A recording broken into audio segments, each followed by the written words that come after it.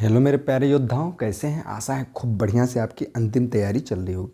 इसी अंतिम तैयारी की कड़ी को देखते हुए, इसी को दृष्टिगत करते हुए हमने क्या सोचा कि जो बीपीएससी में पहले पूछे गए हैं, विगत वर्षों में पूछे गए हैं या टीचर एप्टीट्यूड में कुछ पूछे गए हैं, उन सारे क्वेश्चनों को मैं इंक्लूड करूं और इसकी 2 से 3 सीरीज़ बनाऊं जो आपके एग्ज़ाम के लिए बहुत ही इंपॉर्टेंट हो। आज ऐसे ही पहली सीरीज़ को मैं आपके सामने प्रस्तुत करता हूं और बेहतरीन ढंग से आप देखिए, कोई भी क्वेश्चन मिस मत करिए, पूरा देखिए।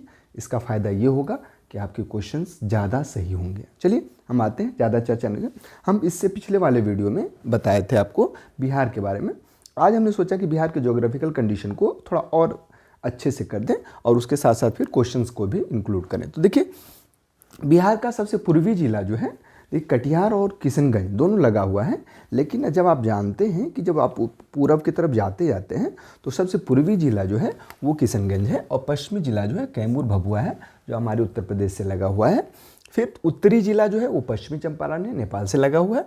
और दक्षिणी जिला जो है वो जमुई है, ठीक, जो कि झारखंड से लगा हुआ है। अब हम आते हैं उत्तर प्रदेश से लगने वाले, तो ये है। अब देखिए, उत्तर प्रदेश से कितने ज़िले लगते हैं, क्वेश्चंस कभी कभी आ जाते हैं। उत्तर प्रदेश से कितने लगते हैं, नेपाल से कितने ज़िले लगते हैं। तो हमने क्या किया है, पूरब से पश्चिम की तरफ किया है और नेपाल में उसमें भी पूरब से पश्चिम की तरफ किया है, ताकि आपको यदि कहेगा कि सबसे पूर्वी ज़िला कौन है नेपाल से सटा हुआ, या फिर उत्तर प्रदेश से लगा हुआ सबसे पूर्वी ज़िला कौन है, सबसे पश्चिमी ज़िला कौन है, इसको भी आप दृष्टिगत रखेंगे। तो इसलिए पूर्व से पश्चिम में लिख दिया हूँ।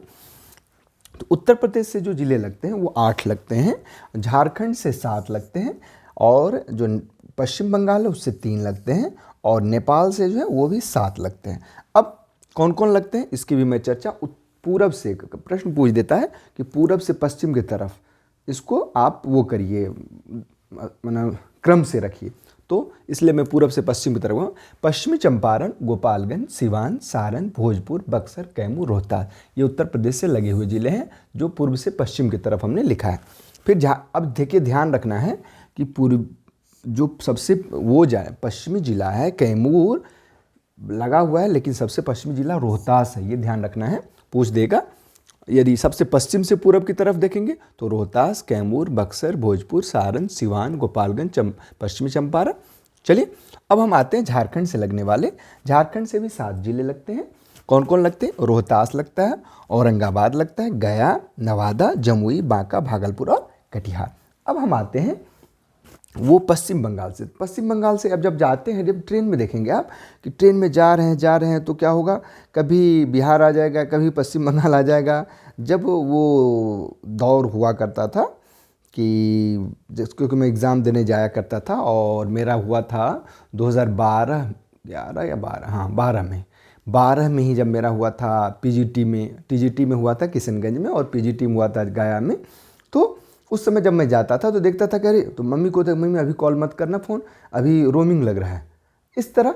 तो खैर पश्चिम बंगाल आ जाता था, फिर बिहार आ जाता। तो खैर मेरा कहना ये है, पश्चिम बंगाल से जो ज़िले लगे हैं वो है किशनगंज, फिर पूर्णिया और कटिहार। नेपाल से जो अब उधर से देखते हैं तो पश्चिम चंपारण, पूर्वी चंपारण, सीतामढ़ी, मधुबनी, सुपौल, अररिया और किशनगंज।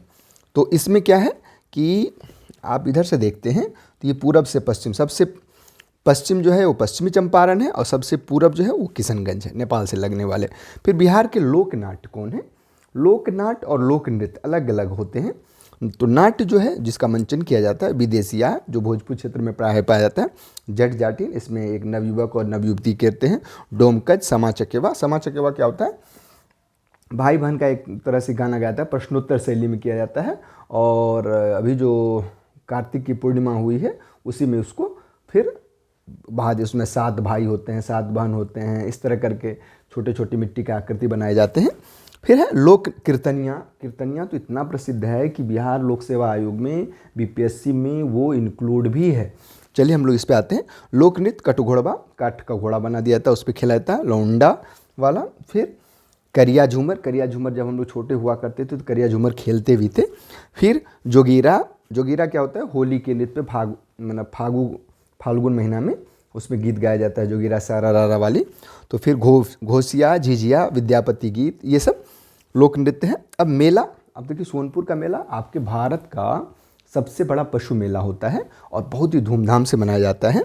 मलमास मलमास क्या होता है कि जैसे राजगीर का क्षेत्र में क्या होता है कि 1 महीना के लिए, जिसको अधिमास कहते हैं, वो मलमास का मेला लगता है। मकर संक्रांति में नदी के किनारे वो स्नान करते हैं तो उसका मेला लगता है। पितृपक्ष आप जानते ही, पूरे भारत में गया उसके लिए प्रसिद्ध है। गया में ही जो तर्पण किया जाता है वो पितृपक्ष। और श्रावणी महिला, श्रावणी का मतलब जो अब तो देवघर में चला गया है, मतलब जो मतलब 12 ज्योतिर्लिंग के अंदर वैद्यनाथ जी हैं, उसमें वो श्रावणी में वहाँ श्रावणी मेला। तो सौराठ सभा एकमात्र ऐसा सभा है जो बिहार के, मतलब आप सोचते हैं मधुबनी जिला है, उस मधुबनी जिला में लड़की और लड़का के लिए एक मेला लगता है। उसमें लोग कुंडली मिलान करते हैं, जो पंजीकार होते हैं, रजिस्ट्रार, उससे पंजीकार से अपना रजिस्ट्रार करके और लड़की लड़का मिलान करके उसकी शादी होती है। सौराठ है, मतलब मुझे लगता है कि मधुबनी के आसपास ही है, 5-6 किलोमीटर के आसपास। तो ये भी एक प्रसिद्ध है कि कहाँ मतलब वधू और वर का मेला लगता है। तो वो कौन सा मेला लगता है? सौराठ की सभा। अब हम आते हैं, जो क्वेश्चन हमने बीपीएससी में पूछा गया है उसको इंक्लूड किए हैं, इस पे चर्चा करते हैं। बिहार राज्य का प्रथम तेल शोधक कारखाना कहाँ है? तो बरौनी रिफाइनरी है। और ये जो है बहुत ही पहले की बात है और उस समय बहुत जगह नहीं हुआ करती थी। असम के डिगबोई में, बरौनी, उसके बाद बिहार के बरौनी में, ये सब उस समय का है, बहुत पहले। फिर राज्य की प्रथम मैथिली फिल्म क्या है? राज्य की पहली मैथिली फिल्म कन्यादान है। और भोजपुरी गंगा मैया तो है पियरी चढ़ेबो। फिर प्रथम महाकवि विद्यापति जी हैं। और प्रथम सिंचाई परियोजना सोन बहुउद्देशीय परियोजना है। और अभी जो वर्तमान में रन कर रही है वो गंडक परियोजना है। फिर राज्य की प्रथम स्टेडियम मोइनुल हक स्टेडियम अभी भी है, लेकिन अब जीर्ण अवस्था में। बहुत पहले केन्या और जिम्बाब्वे का मैच हुआ था, हमको लगता है 1996 था और पहले का था, उसमें हुआ था। और प्रथम मुस्लिम मुख्यमंत्री अब्दुल गफूर। उसके बाद राज्य की यात्रा करने में प्रथम अंग्रेज यानी रॉल्फ फिंच थे। हाँ, फिर प्रथम चीनी मिल मढ़ौरा 1904 में मढ़ौरा में ही हुआ था। राज्य का एकमात्र स्वर्ण भंडार क्षेत्र। अब है क्या कि जब बिहार राज्य का 1936 उत्तर, हाँ, 15 नवंबर को जब बिहार राज्य की पुनर्स्थापना हुई। पुनर्स्थापना का मतलब है कि यहाँ से 15 जिले को काट करके अब 38 जिले ही रह गए। तो 13 या 15 ऐसे कुछ है, विस्मरण हो रहा है। उसको काट करके जब झारखंड बनाएगा तो जितना भी भारत का, मतलब बिहार का वो था संसाधन था, खनिज संसाधन था, वो सारा सब चला कहाँ गया? झारखंड में। और पूरा भूमि क्षेत्र जो उपजाऊ क्षेत्र है वो सब यहीं रह गया। फिर भी कुछ बच गए हैं। तो जैसे मान लीजिए आप गया के क्षेत्र में हैं, उसके बाद फिर इधर आ जाते हैं आप रोहतास में, तो वहाँ चूना पत्थर है, बहुत कम रह गया है। तो खैर हम इस पे आते हैं। तो जो राज्य का एकमात्र स्वर्ण क्षेत्र है करमटिया गांव है मुंगेर में। अब पहला बैंक इलाहाबाद बैंक, जो अब क्या है? इंडियन बैंक कहला गया था, इंडियन बैंक IB। फिर माउंट एवरेस्ट पर चढ़ने वाली प्रथम महिला स्क्वाड्रन लीडर जो थी निरुपमा पांडे जी थी। और हाँ, अब ये क्वेश्चन 3-4 बार पूछा है, इसलिए मैं इसको डबल स्टार कर देता हूँ। कहता कि बिहार का और ही नहीं भारत का भी प्रथम नवपाषाणीय स्थल, जहाँ वो क्या उसको कहते हैं अवशेष प्राप्त हुए हैं, वो चिरांद है, छपरा जिले का। भारत के प्रथम राष्ट्रपति बिहार के ही थे, वो डॉक्टर राजेंद्र प्रसाद जी थे। और बिहार के प्रथम मुख्यमंत्री श्री कृष्ण सिंह थे। और प्रथम दूरदर्शन केंद्र जो है वो पटना में, क्वेश्चन में पटना आंसर में दे देगा ऑप्शन में, तो आप पटना नहीं लगाएंगे, मुजफ्फरपुर में हुआ था 1978 में ही। अब हमने यहाँ लिखा था तो मैं सोचा कि इसमें सारा लिख दूँ। प्रथम मुस्लिम मुख्यमंत्री अब्दुल गफूर, दलित मुख्यमंत्री भोला पासवान शास्त्री। और हाँ, एक चीज़ तो मैं भूल गया, प्रथम महिला मुख्यमंत्री राबड़ी देवी, श्रीमती राबड़ी देवी। प्रथम शिक्षा मंत्री सर गणेश चंद्र। अब हम आते हैं बराबर के। अब देखिए ये क्वेश्चन सब जितने हैं ये इसके डबल स्टार के नीचे वो सारे इंपॉर्टेंट हैं। तो बराबर की गुफाओं का उपयोग किसने आश्रय गृह के रूप में किया था? विश्व चौपार, सूबीकर नहीं, हम लोग मतलब ट्रिक करते थे सूबी चौक। तो ये जो था विश्व चौपार वाली जो बात थी, ये बराबर की गुफाओं में ये आजीविकों ने किया था। आजीवक जो थे एक संप्रदाय हुआ करते थे। फिर यूनानी दूत जो डिमोल्कस का आगमन हुआ था मगध के किस समय? बिंदुसार के शासनकाल में हुआ था। फिर दीदारगंज यक्षिणी किस काल की है? हमेशा याद रखना, और इस तरह के क्वेश्चंस हमेशा पूछे जाते हैं। तो और इतिहास वाले बच्चों के लिए, सोशल स्टडी के लिए तो ये इतना इम्पॉर्टेंट चैप्टर है जो मैं पढ़ा रहा हूँ, निश्चित पूछे जाएंगे।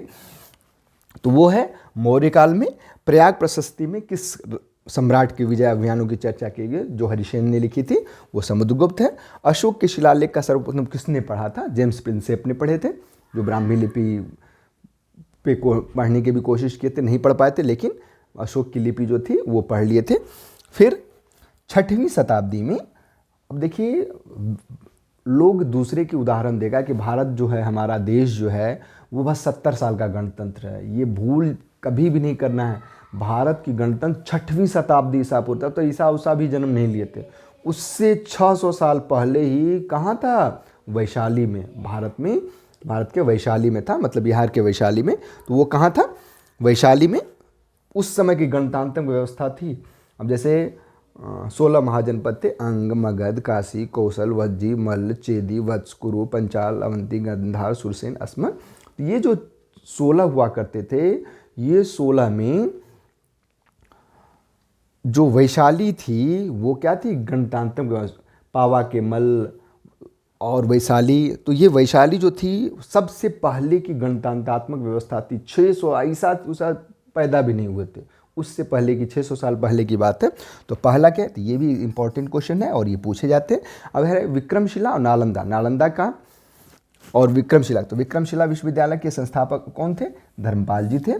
फिर पालकालीन चित्रकला का भित्ति चित्र रूप कहाँ से प्राप्त हुआ है? तो नालंदा की गुफा से प्राप्त हुआ है। फिर भागलपुर में नमक सत्याग्रह का नेतृत्व किसने किया था? तो महादेव लाल सर्राफ ने किया था। फिर बाद में इनको ये जेल में बंद कर दिया गया था।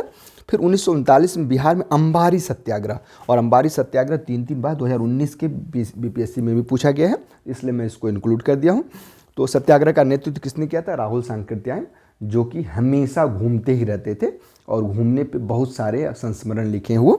फिर भारत छोड़ो आंदोलन के दौरान किस जिले को अपराधी जिला घोषित किया? मैंने इतने वहाँ सत्याग्रही थे कि उस जिले को ही अपराधी जिला घोषित कर दिया, वो है सारण।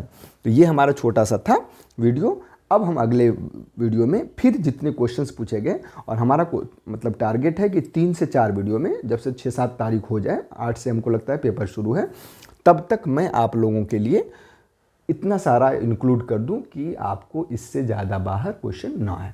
तो मिलते हैं अगले वीडियो में, तब तक के लिए डू योर बेस्ट, खूब मन से पढ़िए, पूरा वीडियो ज़रूर देखिए। धन्यवाद।